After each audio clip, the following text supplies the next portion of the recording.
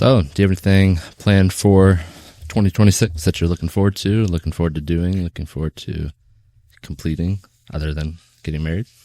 Well, yeah, I do. As you already know, I will be getting married this year, but I'll be closing on my home in April.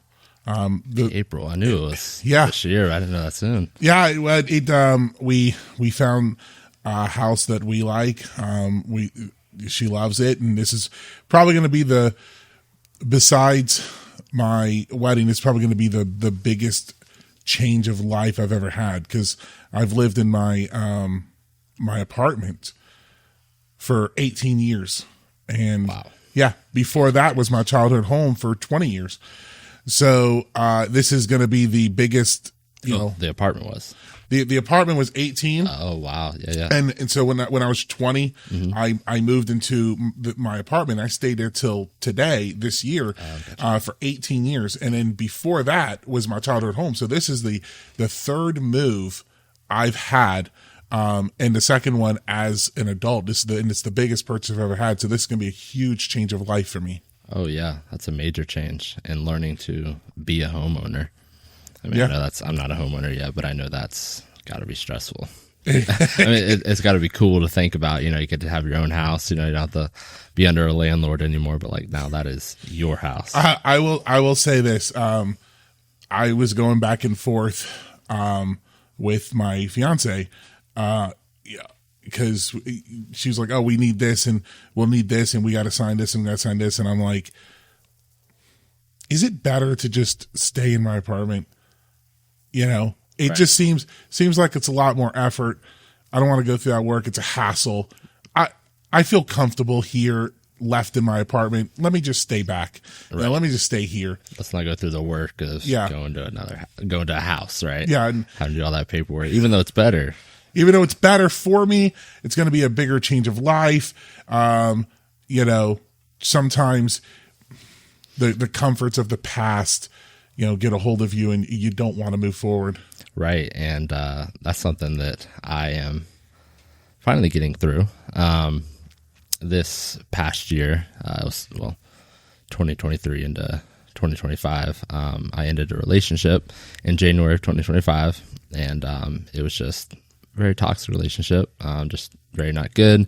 However, it was one of those things where you end it, you feel good, and then right after you're like, man, I want to go back. And you don't know why you want to go back, but you start to think about it, and it's the simplicity of it. It's the comfortability. It's the routine. It's what you knew. So you want to go back to it. Definitely. And while I knew that relationship was very bad for me, it's like I was used to that for a year and a half. So it's like, I want to stay in it, right? It's like, oh man, let's go back. That's all I know. That's what's right, But God made it clear as I was reading through the book of Exodus and Numbers that was not for me, and that He had something better for me, the promised land, like you see with the Israelites. Mm-hmm. But as we saw with the Israelites, and as we see in us, it's very easy for us to get stuck on what we've known and not want to move into something that's better, even though it's the unknown.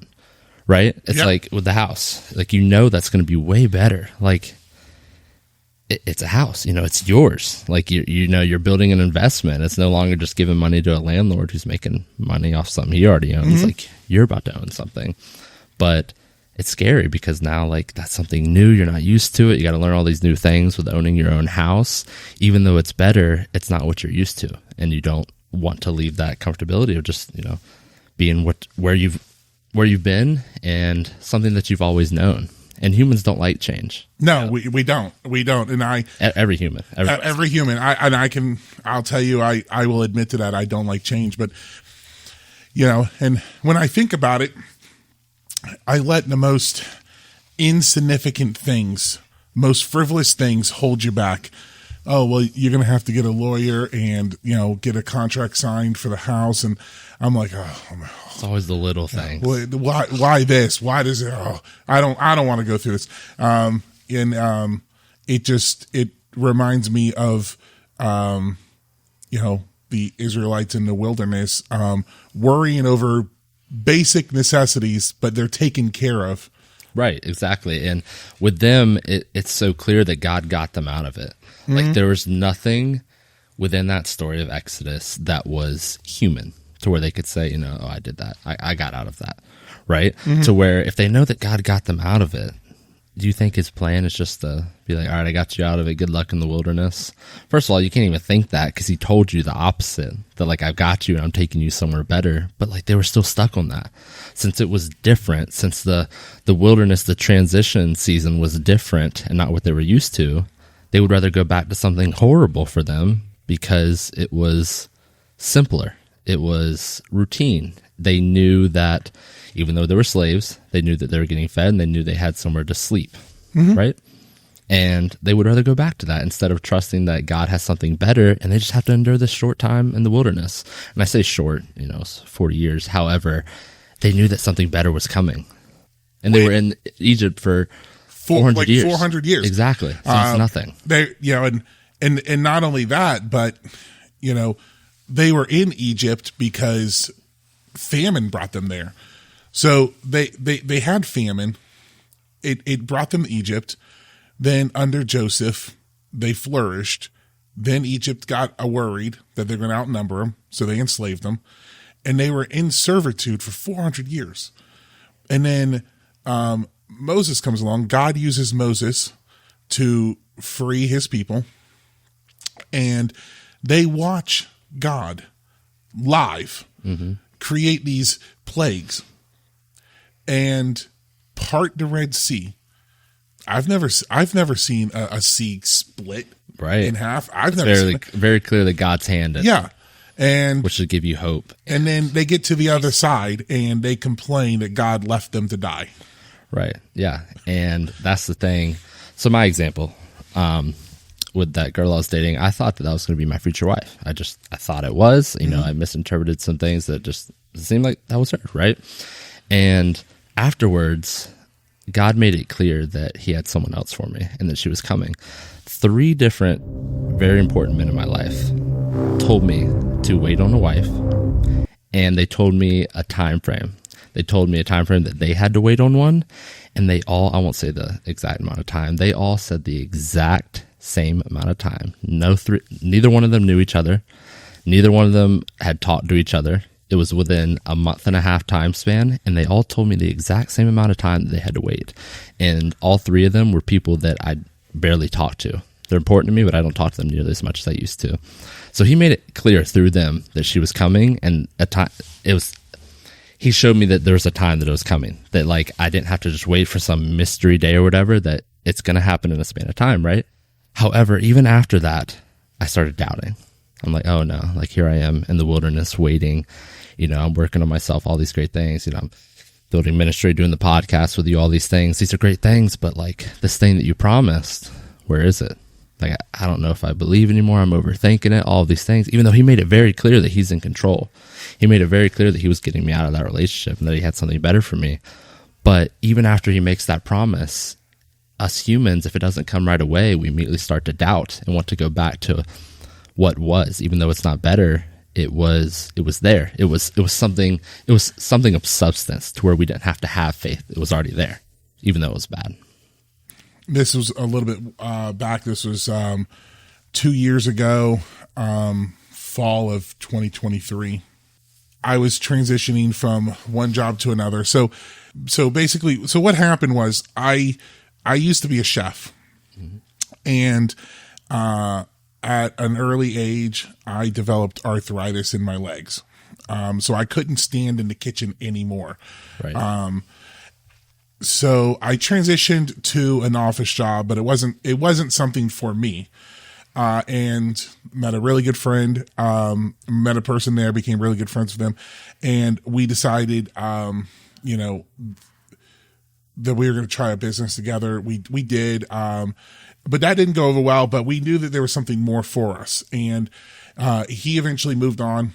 He called me, told me, hey, take your own advice. And at that moment, that office job, I knew it wasn't for me, but it was comfortable. Mm-hmm. It was a 9 to 5, going to work. It's a steady paycheck. You know, I have a nice desk I can sit at, do my job, go home at 5 o'clock. And it took me a year. So it was from 2022 to fall of 2023. It took me a year to move out of that comfort. And I ended up getting a better career, better job that I'm currently in now. And I prayed on that. And I asked God, I said, if this is what you want me to do, please open this door for me.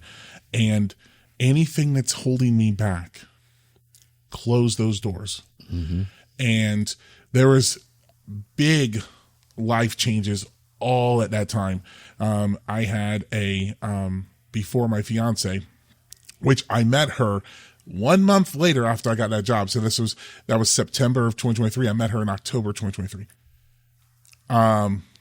Right when I had that job, before that, I had a relationship, and it was on and off with this girl, and it was just completely up and down. And I asked God to close any doors that was holding me back. So call her up, let her know, hey, I got this promotion, got this job, and she wasn't too big of a fan about that, and she thought it was better for me to just stay in the comfort of where I was at 9 to 5 and not take this risk. Right. Take the risk. And so, at that part, we parted ways. And and when I reflected on it and I prayed on it and asking God to open these doors and close these doors, it felt like that was the right move. It literally felt like it was a burden because it was an on and off relationship. It wasn't really going anywhere. And then I met my fiance, who I'll be getting married to in April, or right when we close on the house. And things just got better. Things have just moved forward. Getting married, I have a much better career. And not only that, but when I did my previous job, I wasn't able to attend church as often as I could because you're working in, certain industries, you're required to work weekends. Those are usually the busiest times. Mm-hmm. But this gave me an opportunity to get back into the church, establish myself, a solid relationship with God. And I believe that is what gave a better positive outlook and a more secure future, is because I was able to open up those doors that God presented me and move forward and not look back. And I don't want to come off like it's some prosperity gospel where it's always going to work out. You're going to be enriched and stuff, but it will be for the better when you trust God. Right. Well, it'll always work out. It just won't work out in a prosperity, like here's all this money, all this stuff. Yeah, you might not, I'm gonna take this leap of faith and I'm gonna be a millionaire because I trust. But no, you're gonna be taken care of. You're gonna be healthy. You'll have I have a beautiful fiance, moving into a house. I have a great job, great career, and that's all thanks to God because I trusted Him. Right. Yeah, and if we don't, then you end up keeping what you had previously, but it can either be making you miserable, or maybe it's just like your example compared to mine. It's a little different, but yours, like, you're fine in the apartment. It's not making you miserable or anything like that, no. But you're missing out on something much better if you don't take that leap of faith and move into the house, right? Yeah. Which could be significantly better. Well, so here's another example. It's a secular one. It's from the TV show Cobra Kai, where one of the lessons that they had was, and now obviously this extreme is for a TV show. He had him in a cement truck, and he was having them try to move the. Oh yeah. And so his lesson was. Because if the thing doesn't turn and keep moving, the cement solidifies. Right, solidifies. And his lesson was, you in this case karate, but he was implying it to life. If you don't keep moving and you don't keep moving forward, you get stuck like cement. Yeah.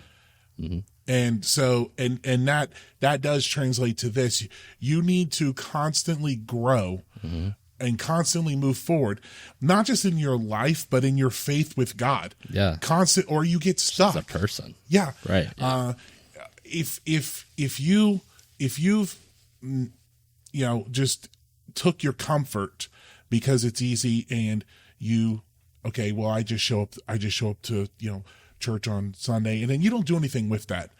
Your faith, your growth and maturity as a Christian, it's like it'll be like cement. It'll solidify, and you're not moving forward with it. You're not growing. Right. And then once it solidifies, it's harder to start moving then. Yeah. It's like you haven't done it in so long.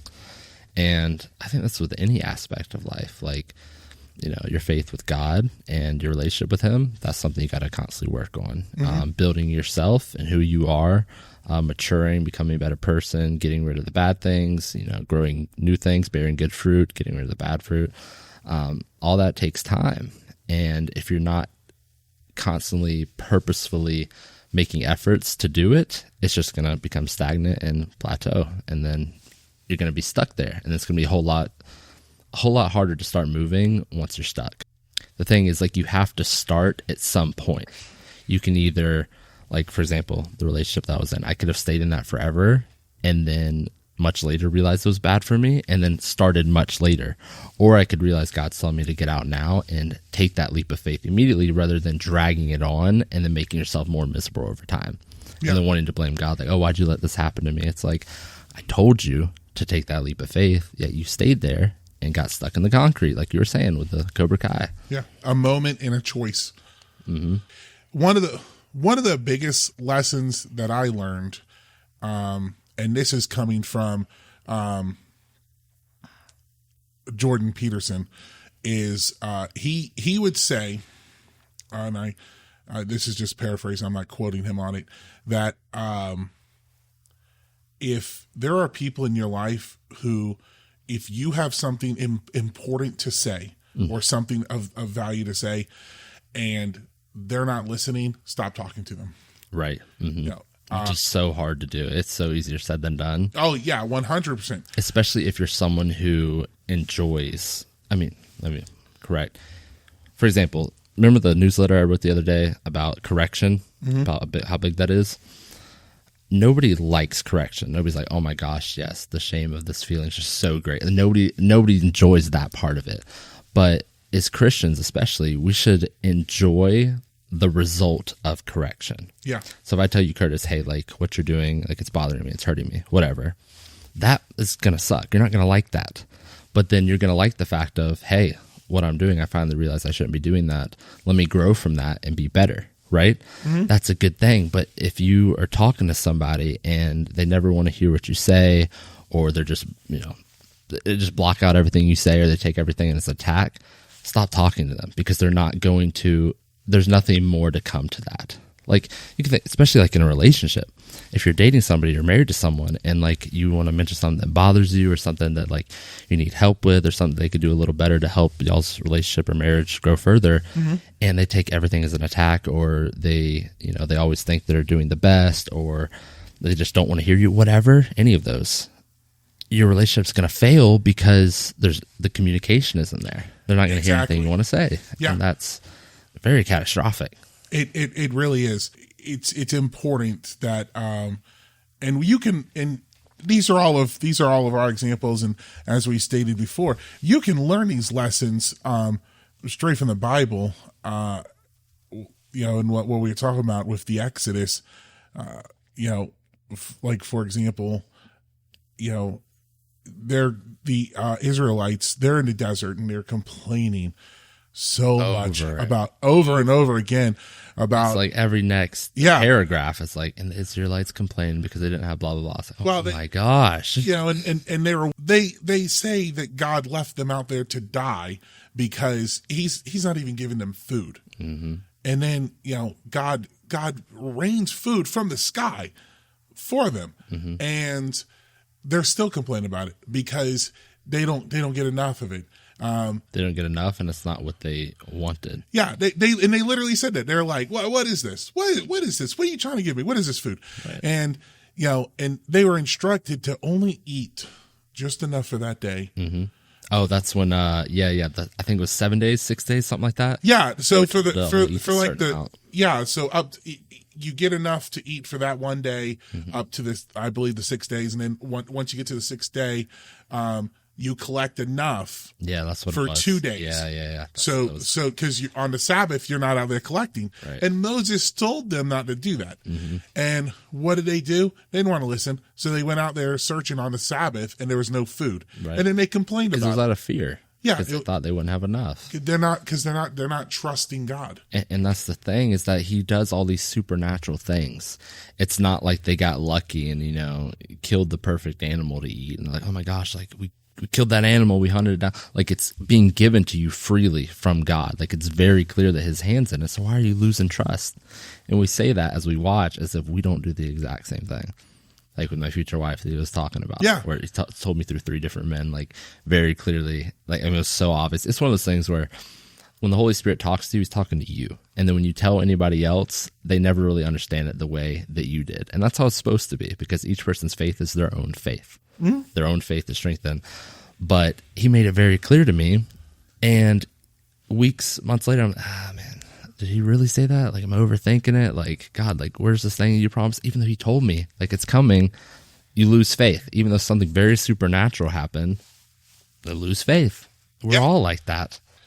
You can have a great life. You have a great house, great apartment, great job. You have food in the refrigerator. You have some money in the bank.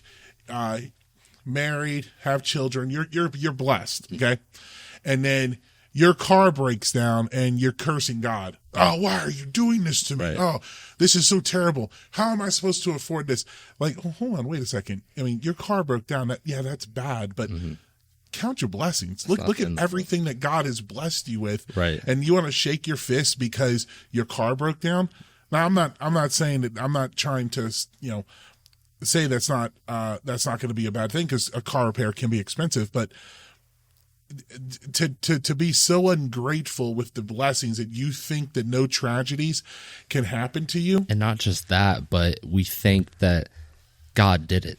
Right. So like something awful like that will happen, and be like, God, like, why did you do that to me? Instead of, oh, this awful thing happened, God, can you get me through it? It's like, God, you did this. Why are you letting this happen? It's like, God's looking down, like, dude, I got you that car. Yeah. And now you're complaining because I made it turn off. Like, you're blaming me. Did you not realize that you were about to get T-boned if I didn't turn it off? Like, people, they don't think about that. None of us do. How do you know that at that moment if that car had worked, and at that time you were going to head to work, crash? Because we're so focused on what we want. Like the angel and Balaam, one of my favorite stories in the Bible. Do you know about that one? Yeah. Okay, so he's going and he's being told to curse God's people, right? The Israelites, and they're just getting out of the wilderness. They're camped up. He's told to go curse them. And God says, no, don't do that. And he's like, okay, I won't do it. Whatever God says, I won't do. And then this guy named Balak says, okay, here's a bribe. Here's some money. I'll give you all this if you go and curse them. And he's like, all right, I'll go do it. So he hops on his donkey and he starts going towards the Israelites to go and curse them. And the donkey goes off 3 different times from his path. And each time he gets mad at it and saying, like, why are you doing this? You've never done this. And the donkey opens his mouth and says, have I ever done this the whole time that, like, you've had me? He's like, no, you haven't. And then that's when the angel of the Lord appears before him and tells him, like, I was standing as an adversary before you. But Balaam was so focused on, what he wanted, his bribe, that he didn't even realize that 1, his donkey had never done that before. 2, his donkey is talking to him. And 3, he's losing his mind, focused on only what he wants instead of seeing those things that are happening and wondering, maybe this is God deterring me. Maybe this is God protecting me. Because the angel of the Lord, Jesus, says at the end there, he says, if that donkey would have kept going, I would have let the donkey live and I would have killed you, because the donkey was the one actually fearing the Lord. He was not. He was going to do whatever he wanted to do. But when bad things happen to us, we always want to blame God instead of realizing that God might actually be protecting us from the very thing that we want. And we're so focused on it that we can't even realize that it may be horrible for us, and he's just trying to protect us. It's a good lesson to learn, because if there's any sort of negativity, issues, or things that you're just clinging on to, and it's just completely unnecessary to cling on to them, going into the new year, there is something to be said about a New Year's resolution. Not just the ones that are you adding something new to your life. Sometimes it's changing what was there before, letting go of something that was in the past. Changing your habits. And one of the things, and I know people, and people think it's frivolous because, well, I have a New Year's resolution, and then, a month later you stop. Oh, I'm going to lose weight. And then come February 1st, you're not even in the gym anymore. Yeah, the gym's real full the first 2 weeks. Yeah. And that's usually the biggest one is, but there is something to be said to having a New Year's resolution to move forward, remove things from the past or the previous year that's been holding you back, making you stuck in the mud, and moving forward with God. Okay. Letting him lead it. I know that there are some things, that have been holding me back. I've been stuck in the mud in these situations, for the past year or more. Mm-hmm. And I don't know how to move forward with that. I don't know how to move forward out of it without you. Can you guide me on this? Mm-hmm. And, you'd be surprised talking with him every day about that and about being guided through that. You'd be surprised at how many things will just fall right off throughout the year. Oh yeah. And you're not even, and by the end, by December, because I know it's January right now. It's the new year, but December is going to be here in the blink of an eye. And by the time it gets back to December, you look back, you'll realize if you did that, you would see how many negative things, how many things were holding you back that you've just let go. And it's no longer a burden on your life. Right. Yeah. And even if you think that you don't have anything to let go of or leave behind, you need to ask, because there's certain things where people will be living in so much, or living with so much bitterness and hatred, anger, any of these things, and they think that that's just them, right? When in reality, there's certain things that are causing that. So a lot of people don't realize this, but me with my psychology, anger is a secondary emotion. So when you're feeling anger, it's because something underneath that is fueling that anger, and anger is easier to feel than, say, sadness or betrayal. So say, someone cheats on you or something like that. Mm-hmm. Instead of feeling that sadness of thinking oh, maybe I'm not enough, this is so disheartening, I'm so sad, you switch to anger. You don't attack that person verbally, make them feel so bad for how they treat you, all of these things. That's a secondary emotion. And venting that anger, you'll never get through it because it's a secondary emotion. If you don't fix that primary sadness and betrayal feeling, you'll never fix the anger. But people will completely forget about that and not realize that their whole attitude and who they are today is fueled by something that happened in the past that they're not letting go of, that they're not healing and moving on from. Mm-hmm. And that can be, this past year, it could be years ago. I mean, trauma, your body holds on to it, and your actions reflect what's inside of you. Your actions reflect what you have been through. And if you haven't worked through it, it's going to come out in other ways. It's going to come out in so much bitterness. That's the most common one that I see, is that people are just bitter and angry with life and don't realize that it's coming from something deeper that they haven't let go of from the past. And not to say that those things aren't easy to let go of. None of them are, or else they wouldn't be fueling you this long. Yeah. But I think it's important that we look back and ask God, what are the things that are affecting me negatively that I need to let go of and leave behind? And if we do that properly, then we'll be able to focus on the future. Because with the Israelites, they had been removed out of Egypt, but Egypt was still inside of them. They wanted to go back. So until he used the wilderness to remove Egypt out of them, he couldn't give them the promised land. But once that was removed, then they were ready for the promised land. And the same thing goes for us. If we're not letting go of and leaving behind things from our life that are affecting us negatively, mentally, physically, anything, if we don't let go of those, we'll never be able to accept what's coming in the future. It's not just a one-time thing. They complained so much because they thought their life was better in Egypt that God had to let an entire generation die off. Because they couldn't let go of it. Because they couldn't let go of it. And that's exactly what happens if we don't. Yeah. We're stuck. The concrete example. Yeah, well, and to harken back to the anger, here's a pretty good example that popped in my head. And this is from the Rocky movies. So I'm a huge martial arts movie fan. I love those movies, but from the Rocky movies, Rocky 3. So, the whole time Rocky's angry at himself. He's angry at his trainer. He's become bitter, and it's preventing him from moving forward and developing as a better boxer. He even has the world, this Apollo Creed, he has the former world champion who's training him now to be a better boxer. But he can't let go of the past because his trainer, Mickey, dies, and he's just completely resentful for it. And, and then he's there with his wife, and she pulls out the truth. And it wasn't that he was angry. It was that he was scared. Yeah. He was scared of the new fighter he had to fight. He was scared of moving forward without his trainer, who was like a father to him. And he was just clinging to that. And then once that was pulled out of him, it was hard. It was hard for him to admit to it. Once it was pulled out of him, he was able to move forward, develop, become a better fighter, better boxer, and he was able to reclaim, the world championship title. And, and sometimes, and you see that in the movie, and obviously that, that's in a 2-hour time frame, but some of those things that we cling on to can be so stuck in our routines. It's so ingrained in our heart that it can take like this, where, if you don't move forward, you can die off with this, clinging to it. It took an entire generation for God to pull that out of them, and they can finally move forward without the burden of Egypt and desiring to be with them. They can finally move forward with that. Right. And do you really want to just be bitter and die off without trying to fix those things? And no one's ever going to be perfect. You're there. It's a constant thing, because there's always going to be something that you're clinging on to. There's, and that's whatever, whatever sin you have,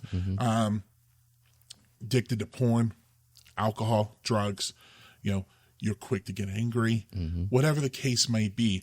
And sometimes those things are going to be, some might be easier. It's one person, it might be real easy to just give up.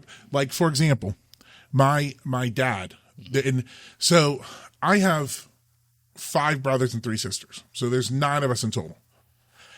And we had 2 different parents. So the oldest ones, they had a father who was drinking. He wasn't an abusive drunk. He didn't come home and beat them, but he liked Still the alcohol. Right. Yeah. And we had a father who was more into our lives. He was coaching baseball, coaching us in football, and he wasn't drinking. So what happened? Well, according to my oldest brother, this was before I was born.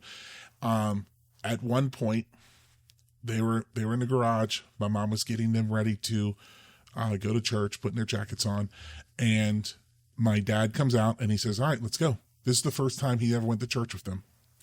And he gets in the car. They get in the car. They go to church. My dad gets saved. Wow.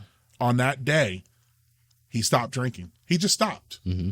Now, obviously, this was God intervening, and he had a relationship with God.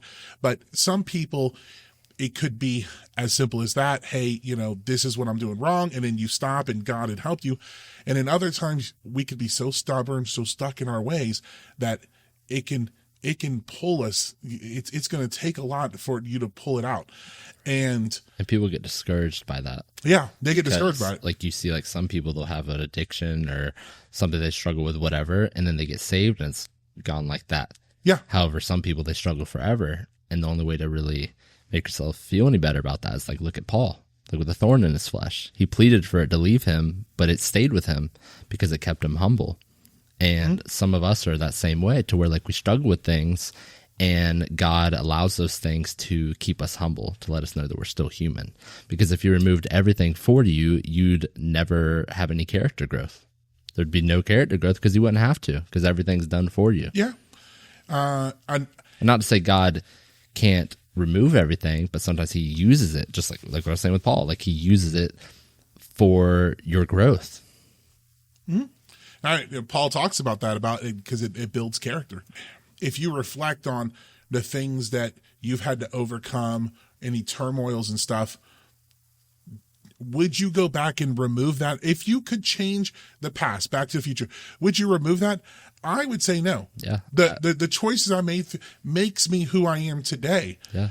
Smarter, wiser. Yeah. All this, like that relationship I was talking to you about, it sucked. It sucked. But after going through that, I will never choose someone like that again. Yeah. I became wiser.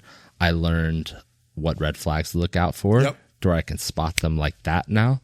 I learned to set the boundaries to where I don't even like allow those types of people to get close to me, all those things. But before that, I did not do that. Mm-hmm. I literally was just like, hey, some people are different. Some people, they're trying to change, or, they're not everybody's perfect, all these things. But once he put me through that, I spot him right away, and it sucked, but I would not change it, because I would still be doing that for the rest of my life. Yep. Had he not taught me that lesson. Yep. So yes, it sucks, but I would not change a single thing from my past, because they built me to be who I am today. Yeah. And I would not be who I am today if I did not go through troubles. Definitely. And one of the other examples, Pharaoh. Mm-hmm. Pharaoh was so afraid of losing the slaves. It was going to jeopardize Egypt, destroy Egypt. And so he rebelled against God. Mm-hmm. God told Pharaoh to let the slaves go. Let them go. I'm going to tear you up if you don't. Yeah. But he wouldn't. Mm-hmm. And he was so stubborn about it that his heart got hardened. Mm-hmm. You don't want to be in that position to where your heart is getting hardened because you're so stubborn to let go. Because for all we know, we don't get to see this part, but Egypt, if Egypt was going to go through some suffering, they were going to go through an economic collapse. But if Pharaoh had just trusted God, would Egypt have been restored? Probably so. But we will never know, because he couldn't let go. The slaves were too valuable. Mm-hmm. It was for his economy. He needed them to be there. Yeah. He didn't see them as people. Yeah. He was so stubborn, so stuck in his ways that he just rejected God over and over again. And it made his heart hardened. And that can still happen today. Yeah, and God will eventually turn you over. So a lot of people think that Pharaoh just hardened his heart repeatedly, and that was the end of it. When, if you actually read it really closely, look at all the text, 6 times he hardened his own heart. The next 4 times, God hardened his heart because he knew it was too late, and he gave him over. He said, this guy is not changing. He's continuing to harden his heart. He's even faking repentance. A lot of people would miss that. But he would say, okay, God, I get it. This plague has hurt me. You can have your people back. And then it would say, once he saw God's hand relent and stop hurting him with the plague, he switched, went right back. Yeah. And when someone's heart is like that, it does not matter anymore. God's handing him over. All right, go do your thing. I'm hardening your heart now because I'm going to use it for my will. Because I gave you many chances and you never changed. Yeah. And some of us, not me, hopefully not you, but there's some people who just will never change, and they will harden their heart, harden it to where eventually God's like, I can't change. I'm done. I'm giving you over to the rebellion of your heart. You can do what you want to do. He turns you over to your sin. And the best way to avoid that is to let go of things, because if you don't let go of things, Satan will use that bitterness to help you harden your own heart. He'll let that anger and that bitterness from things that you don't want to let go of to make you harden your own heart, to where it is very hard to feel God's conviction and urge to change. Yeah. It would be the most tragic thing that could ever happen, is for you to just be turned over to your sin. Yeah. There was this story a couple of days ago about some Nickelodeon star. Nickelodeon star, yeah. Yeah, who From Declassified. yeah, and he's addicted to drugs, like solid addicted to drugs.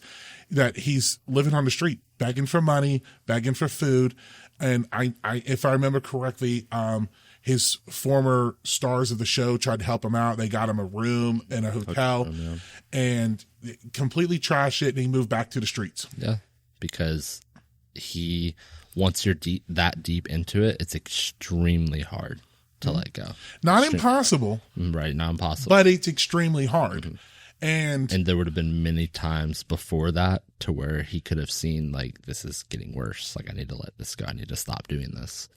But once you just keep giving in over and over, eventually you're going to become stuck. Yeah. All that help that he was receiving, you know, he's in a hotel room. He's getting money. His co-stars have come back to try to help him. They're trying to put him in drug rehab.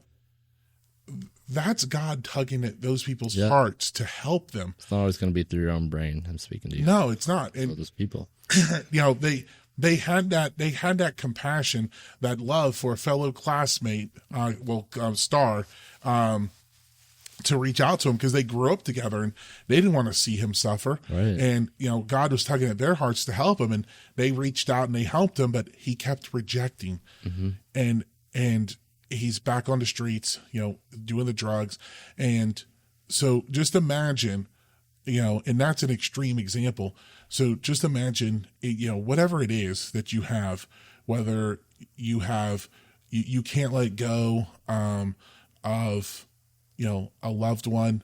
And I'm not saying completely forget about them, but it's holding you back, you know, and you're not mourning it. The mourning has now passed. You're now into like depression, right? It just builds. It just builds secondary emotions. Yeah. And then you have some vices. Maybe you have an alcohol problem, porn addictions. And what would happen if I know I need this help? And I've just kept rejecting it, and you never let go. You never let go, and you're left to that. Right. You know, are you just? Do you really want to be that guy who is left to their vices, left to their sin, where they're just drunk the whole time, miserable, 50 years old? Yeah, and all those things too, the drugs, the alcohol. Yeah. People use those things to mask things or to avoid things that are hurting them from the past. So most people that developed addictions of any kind, it could be porn, alcohol, drugs, gambling, anything, they're trying to avoid something from their past and trying to fill in that void. And the thing is, if you never let go and move on past what has hurt you in the past, you will never be able to fix those things. You're just putting a Band-Aid on it. And the thing is, when it comes to psychology, the reason your brain does that. So if anybody's wondering, I can't let go, you know, I just can't let go of what happened. That's your brain trying to protect you. So the way your brain works is that when something awful happens to you, say, you know, someone cheats on you, right? That's very common. A lot of people have. Say someone cheats on you. Your brain will go to anger because it doesn't want to let go of what happened. Because if it lets go of what happened, it's accepting what has happened to you.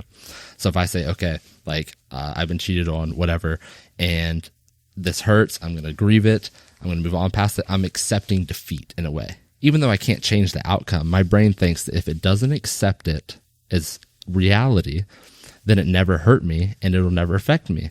So instead it switches to anger, the secondary emotion, which is a whole lot easier to feel than the feelings of betrayal and sadness. And then you end up stuck in that forever because no amount of anger will help you move past that. You have to accept and leave behind and let go of what hurt you originally, or it will continue to poison your mind and heart for the rest of your life. And when your mind and heart are infected, everything you do, everything that flows out of it will be negative. And your life will never improve, and those around you will feel it as well. Just trusting God, you know, he'll help take care of those things for you if you put your trust and faith in him. He has a plan for you, and you just have to move forward with that. Right. And Isaiah 43:18-19a says this: "Forget the former things. Do not dwell in the past. See, I am doing a new thing. Now it springs up. Do you not perceive it?" As in, if you don't keep dwelling if you keep dwelling on the past, you'll never be able to see the new thing that's coming. And to go back to what I was talking about with those things that are poisoning your mind and your heart, if you don't let go of them and you keep letting that bitterness and anger fuel you and fuel your character, Proverbs 4:23 says, above all else, guard your heart, for everything you do flows from it. And if you don't move on and leave behind and let go of the things that have happened to you in the past, it will continue to infect your heart. And then everything you do from there on out will be infected, and it will not be your true self. So we must let go of everything that's affecting us. Mourn it. Make sure you mourn it. Don't just pretend it didn't happen and avoid it, because it's going to come out in other ways. Accept what has happened. Mourn it. Grieve it. But once you've done that, you must let it go, leave it behind, and move on and look forward to the future that God has for you.